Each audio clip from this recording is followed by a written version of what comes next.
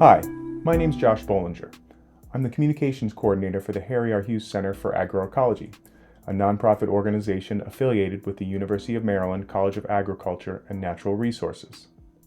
I'd like to introduce you to SALT, the podcast, a limited 3-episode series that's looking into the environmental phenomenon known as saltwater intrusion that's occurring on the Delmarva Peninsula, a stretch of rural land in the mid-Atlantic on the East Coast that covers a portion of Delaware, Maryland, and Virginia.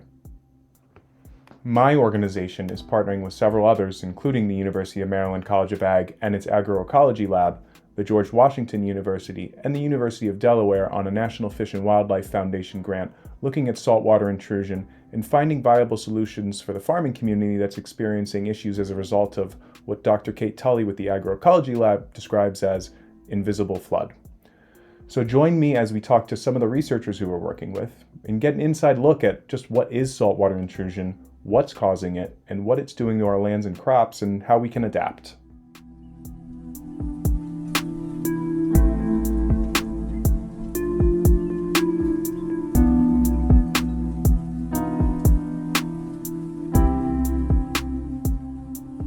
So why don't we introduce ourselves? Kate, why don't you start? Hello, I'm Kate Tully, and I am an associate professor of Agro-Ecology in the Department of Plant Science and Landscape Architecture at the University of Maryland. And I am Brian Moyer. I'm Kate's field and lab technician here in the Agro-Ecology Lab at University of Maryland. Great, thanks for joining me today. What I wanted to start off with for this series was frame the topic of saltwater intrusion, get at why you're interested in this research, why you started it, et cetera. So I guess to begin, I've personally been hearing a lot more about saltwater intrusion in the past several years. But everybody might not know what it is. Can you go over and just first give a general explanation of what saltwater intrusion is and what it does? How does it work? Sure. Saltwater intrusion is the landward movement of sea salts, and it happens in advance of sea level rise. So where you might see the mean high water rising as we talk about things like climate change and global sea level rise, saltwater intrusion actually happens before that, and it's difficult to see. So our lab calls it the invisible flood, because you see these symptoms of saltwater intrusion popping up all over these low-lying coastal areas. But usually by the time you start to see that, it means that saltwater intrusion has already really damaged some of those areas. So then what's happening in general in these low-lying coastal areas? Can you tell me about the areas that you're studying and what's going on in the landscapes there? Sure. So our research is focusing on the Delmarva Peninsula, which is Delaware, Maryland, and Virginia, and the eastern shores of those 3 regions. And in that area, global sea level rise rates are 4 times. They're 4 times the global average in that region, and it's incredibly low-lying. A lot of these lands and these farms are basically at sea level, which means that as soon as those seas start to rise and as soon as those salts start moving inland, these fields and also forests are affected by that. So in terms of what's it do for the farmers working on the land there, for instance? Well, and Brian can talk about this too, but we see a lot of damage done to crops, specifically the typical crops that we see down there. So corn and soybean don't do very well. Farmers are starting to switch to things like sorghum, and that's because it's a low input crop and it does okay in the saltwater intruded areas. And in many cases, unfortunately, farmers will just start to abandon their properties. Have you seen that happening in real time? Oh, yes. Right, Brian? We've witnessed it. We have at least 2 farmers that I can think of that we work with, Betty and Wendell. Both of them have been having serious issues with farms. Betty's farm is out of commission now. We started there 5 years ago, and it was an active farm then. And just over time, it's just not profitable. That was one of the questions I wanted to ask is, when did you start this research? And two, it's now December 2023. How big of a difference are you seeing since that time period in the areas where you've been working? Well, I'll start with the origin story, and then I'll let Brian also Yeah. talk about it. But the origin story is kind of fun. It was basically two friends sitting down over a cup of coffee looking at Google Earth. So Karen and I sort of sat down, and Karen Gadan, who is an associate professor at the George Washington University. At that time, she was here at the University of Maryland, and we were just two pals looking at a map together, and she was studying ghost forests and showed me where she was working. And I was a new faculty member looking for projects, and we zoomed out, and I said, that farm that's right next to that forest has some white stuff on the edges of the field. I wonder if that could actually be salt damage. And she said, maybe it could. And we called the local soil conservation district office manager down there, and he took us for a drive, and that's what it was. It was salt damaged fields. And at that point, no one had been studying this in the Delmarva region. Very few people. Has it been studied elsewhere?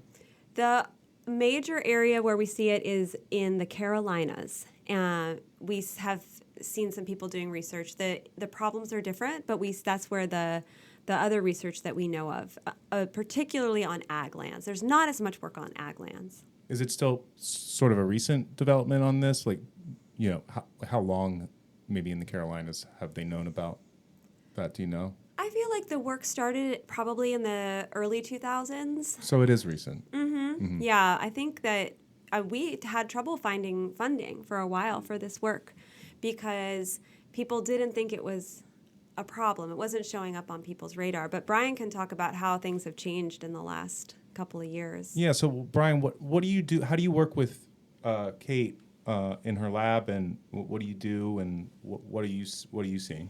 So I do a lot of the field role. So that's out collecting samples and meeting with farmers. And yeah, the communities that we've seen down there, we do see, less and less farmers every year. We're talking to farmers. Most of them are older people that are trying to get out. There's not an influx of newer farmers. There's not the economic perspective there for them to, there's no incentive for them to come in and start farming. The people who are still farming are basically doing it because it's what they've been doing for a long time.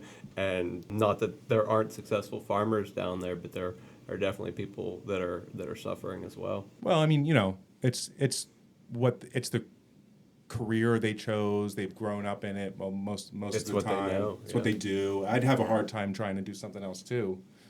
So I can definitely understand that. It's also expensive to get out of farming, Yeah, right? Like right. the equipment's so expensive. It's Right. like you've sunk a lot And of... you're in debt. Yeah, you're a lot of capital into those pieces of equipment, and then they're now too heavy to roll over the field, and that's a real pickle. How did you get interested, Brian, in this research? How long you've been working with Kate? So I've been with the lab since May of 2020, I believe it was that I joined. I had recently moved back from Costa Rica. I was living abroad for a few years, and I found Kate's lab, and I had actually applied for the lab technician position, which I knew at the time whenever I applied that I wasn't exactly qualified for. I had a great interview with Kate. There was another prospective person that was selected because they were actually qualified for the role. But Kate told me, hey, you're probably more qualified for a field technician role, and I'll be interviewing for one of those in the spring. She re-interviewed me. I came on board, and since then I've actually overtaken the lab role as well. So I'm fully integrated in the lab. It's been like 3 years now, 2.5 years. One of the best hiring decisions I've ever made in my life was hiring Brian. Well, I know that you work so. Backstory here is I work for the Hughes Center for Agro-Ecology. We work with Dr. Tully's lab on this grant, and in the summertime we host an internship program with them. But they also have an internship program of their own. And anyway, usually each summer you have interns from not just the University of Maryland, but other colleges and institutions. They get together and they all work on this problem together, and they do actual field work. They do actual research in the field and in a lab. And Brian, you're there with them every step of the way. I like your introduction every year in in the intro to the internship at the beginning of the summer, you say they get buggy, muddy, and muggy, or whatever you say. Yeah. Just to give it all out there, this is going to be actual hard work. And every year the interns impress me. They're always a bright bunch of students. They're always hardworking with minimal complaints. And yeah, it's not the most enjoyable being out there in the middle of summer, in the middle of a field in the sun, hot and sweaty, digging in the soil, but they do it and it's rewarding. And then we come back and we do sit in the air-conditioned lab and process samples. So I would say that's the nice thing, is that we do have a good balance of, field and lab work that helps counteract each other. Sure, I'm painting this picture that it's grueling. You're building the pyramids out there or something, but it's not. Yeah. Can feel like that sometimes. Sometimes, in the summer. yeah. We do deal with bugs. We do deal with heat exhaustion sometimes, and so it's just being prepared for them. But it's also the same environment that the farmers are out there in. That's true, and yeah, right, all the time. Yeah. So let's go back to my question, I guess. First, Kate, why did you decide, you've sort of carved a little area for yourself here in saltwater intrusion. You told your origin story of how it's come about, but you've stuck with it, and I'm assuming you're going to continue to investigate this issue. So, what interests you so much about it, and why are you continuing down this path? Well, the even further backstory is that I love working with farmers, and I think that my whole career, that's all I've done. I actually worked with smallholder farmers in Costa Rica, and then after that, I worked with smallholder farmers in Kenya and Tanzania. And my research has always been really closely tied to what are some of the major issues that farmers are facing, and then what kind of research can my team do to help try to bring some solutions to bear on those issues. And so I really like to think of my work as being driven by farmer questions. And I was looking for a project like that when I came to the University of Maryland, and this one really appealed to me because it's also in an area that's relatively underserved. It's an area where we have some of the lowest income people in all of Maryland, and their voices are not always heard, and that means that the issues that they face may not be at the top of everybody's mind. And so I was just really compelled by that. And the other part of it is that there is just an emotional part, I think, to this work, because we talk about how our history is going underwater, our history is drowning, and that history is good, bad, and ugly. The Eastern Shore has a legacy of issues, slavery, and other issues related to social justice, but all of that's going underwater, and we're losing it. Churches are going underwater, and that legacy is being lost, as Brian was saying. There isn't an influx of young farmers coming into the region, and so there's a big question, like, what's this area going to look like in the next 30 years? And like Kate was just saying, it's not just the farmers that we're losing. We're missing the fishermen now. We're missing the clergy. We're missing it's whole communities that are disappearing as well. So, we haven't really explained what specifically you're researching in this field. So, or what you hope to come from the research, I suppose, is the better question, right? Right. So why don't we discuss that? Sure. So the projects that I'm involved in are trying to better understand what is happening in agro-ecosystems that are affected by saltwater intrusion and sea level rise. And specifically, our lab looks at that from a perspective of how can we manage particularly agricultural lands, these agro-ecosystems, in the face of those issues. So does that mean planting an alternative crop that might be able to maintain productivity? Does that mean planting a biofuel crop that's totally different? Maybe it's being used as feedstock for anaerobic digestion. Does that mean enrolling in a wetland restoration program and converting your field to a wetland, or putting it in an impoundment? There's all sorts of things that farmers are doing, And we're trying to understand what are the suite of options available to landowners and farmers, and then what are some of the impacts, the environmental impacts that we might see as a result of those decisions. And I know that when the Hughes Center first got involved in this, alternative crops was like one of the big questions. So have there been in terms of crops that farmers in that area already grow?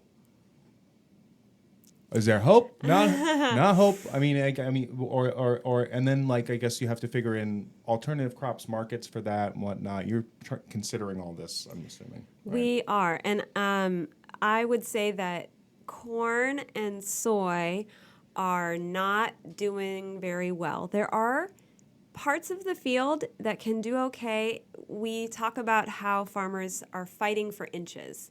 So the difference of 2 inches or 4 inches on a field really does mean the difference between you having a crop that year and not. So in some years, farmers can actually do okay on parts of their fields growing corn and soy. But the long term, overall, what we're seeing is a sort of degradation and reduction in yields. And we were on a farm not that long ago. Brian, you can talk a little bit about what you saw on that field. Yeah, I mean, there's Phragmites, which is a marsh species growing literally in the middle of the field because it's now an environment that's favorable to the Phragmites way more so than the corn. Yeah. So the alternative for the farmer is, I guess that's what we were sort of discussing that before this. What's the alternative? Sure. So, the word alternative was, okay, let's try to look at maybe a salt-tolerant soybean and then a sorghum and maybe barley as crops that would fit kind of naturally into the rotation that farmers are used to. And we had moderate success, I would just say. The salt-tolerant soybean was developed for the Dakotas. So it was a chloride-excluding soybean. That's what's been developed currently and that you can buy on the market. And it's not meant to be grown in a puddle, which is what it's trying to be grown in, a salty puddle. And neither is corn. Corn's not made. In a lot of cases, what's killing the crops is not just the salt, it's actually how wet the fields are. Barley also we had sort of minimal success. I would say that some things that we found that were kind of interesting is part of the reason why those crops didn't do well also is because there's so much pressure now as we lose the marshes. All of the wildlife is moving into the farms, and then they see, oh, sorghum, yum, birdseed, I'm going to eat that. And then the deer bed down in the fields, and then they eat the corn. So the issues, sometimes I'll talk to a farmer and they'll say, oh, well, I don't have problems with saltwater intrusion. I have problems with deer and bird damage. And Brian and I know that that's one and the same, because the reason why we have this increase in pressure from these pests is because we've lost their home range, right? So now they're looking for someplace else to eat. I never considered that. And I always hear the ag community in the lower shore talk about deer damage specifically from Sika deer.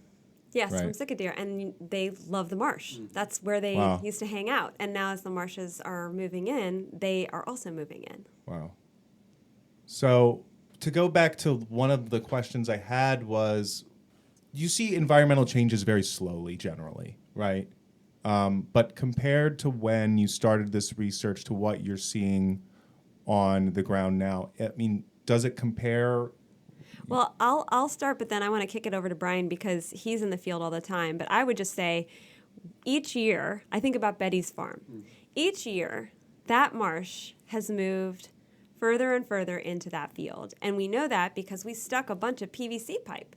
And that was our edge of field marker, right? Mm-hmm. And now it's not. It's like that's where the frag is. So I feel it as if we're seeing some of it in real time. Absolutely. This land-sea boundary is one of the fastest changing ones, one of the most dynamic ones.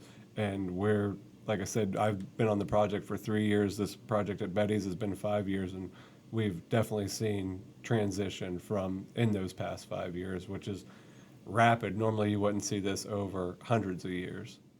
I guess that my question then goes to, I know that the state is trying to have like local governments create a community response around this. Are you seeing some sort of community response around this? I mean, in terms of either within the academic sector. I think that among farmers, I haven't seen farmers banding together in any kind of grassroots kind of way to sort of bring attention and awareness to saltwater intrusion. And there's a couple reasons for that we can talk about later. But I do think the academic community is starting to understand how important it is. And I would also say that Maryland as a state is actually quite progressive and thinks about these environmental challenges, and they are trying to work towards state level policies that would help farmers who are dealing with saltwater intrusion, because there are no programs in existence currently that are tailored to saltwater intrusion. That it could, you could enroll in EQIP, the Environmental Quality Incentives Program, which is part of the federal programs, as an herbaceous buffer, but the plants that you would plant that would qualify wouldn't grow there. Or the maintenance that would be required, you need to make sure you keep out all of the invasive species. Well, good luck trying to keep Phragmites out. Or you're not allowed to mow. Well, there goes all your Phragmites. So there's no program that is specifically tailored to these systems. And so Maryland is looking to develop that. And then also NGOs. So then the Nature Conservancy is actually also working to try to come up with these coastal resiliency management plans. So there has been some sort of increased awareness among non-sciencey folk about this, I suppose. I would agree with that. There's definitely, my family knows what saltwater intrusion is. It's a much bigger buzzword now, so people are at least aware of what the issue is. It also affects other things like coral reefs. I heard a thing talking the other day that they were talking about using salty water to fight, saltwater intruded water to fight fires, and how you couldn't do that because then you're basically poisoning the land by bringing that salt up and putting it on the land. Yeah. So what's causing this phenomenon that we're seeing? Saltwater intrusion has a couple different causes. Of course, one of them is sea level rise and just the change in relative elevation of the land to the water as our seas are increasing in height across the world. Also, the increased frequency of storms, big, like if you think of Superstorm Sandy, big tides, also drought, and we see those all over the world, and also the connectivity of our landscape. So the fact that on the eastern shore, it's just this really sinuous peninsula of water. We have water that can reach pretty far inland, and then pumping of groundwater for things like irrigation or drinking water. And that's when we start to hear about saltwater intrusion also in the news, because sometimes when it really gets people's attention is when you can no longer drink your water because the salt has moved into the drinking water wells. So what do you plan moving forward? How do you plan to evolve? How does you see that your research evolving? I've noticed personally that it's, like I said, you sort of started at what are some alternatives you can do here, but then more bits and pieces keep getting added to it, and it's turning into a living, sort of breathing project that you come up with paper after paper, and it adds to it. So what's the next thing you're going to add to this research? Two things come to mind. The first is I think we're all just really interested in how do we manage these landscapes more broadly. So not just is this crop going to live or die, but how can we manage the system or a whole, not just a field, but a whole farm, which is a lot of fields in combination, and maybe also a waterway. And so this is where I'm really interested in working with policymakers to try to come up with policy tools that would allow farmers, landowners who have lands that are affected by saltwater intrusion, and coming up with really clear management plans that protect the farmer's bottom line, but also the environment. So, is there an example of what that could be? So there's not great. There's some examples actually from out in California where people have started to think about how climate change is going to affect these lands. One of the things that you have to sort of change your thinking about is that when we protect and conserve land, we want to keep that land exactly how it was. That's what we think of when we think of national park systems, right? It's to protect and preserve and to keep things the same. This land is changing. So in that policy framework, in your understanding of what a management plan looks like, is the land is changing. At some point, this part of the property will be underwater. And that we don't have a really good framework for how to manage that. Does that mean it's no longer your land? Did you just lose acres? Or does your property, as when you sort of agreed to that management plan, stay the same, even though now you have 5 acres less because 5 acres is actually underwater? And these are the questions that people are wrestling with when they're starting to try to create these management plans. Before I wrap up, is there any last thing you want to talk about? I know that, this is not just work through the University of Maryland, like you said, but there's institutions throughout the region collaborating with you. I mean, do you want to discuss them real quick, who they are, and, future episodes? This is part 1. Future episodes, we'll get to know them a little bit better. But where did all these collaborators come from all of a sudden? Yeah. We have partners all over the Delmarva, so Delaware, Maryland, and Virginia, and we've been working, and then beyond. I think we've been working closely with different universities, so University of Delaware, University of Virginia Institute of Marine Sciences, and also the George Washington University, which I mentioned, are some of our core partners. We work with University of Maryland Extension, the Soil Conservation District Office, the Nature Conservancy, Maryland Department of Ag, DNR, the Department of Natural Resources, and the list goes on and on and on. The Hughes Center, of course, and I think that I think all of us just see that this is a problem that cannot be tackled unless you have a lot of really, energetic and excited people working on it. And so we're kind of in the more the merrier kind of scientific approach. Yeah. Well, I think that wraps it up for us for this first episode. Thanks for both joining me, and have a good one. Talk to you later. All right.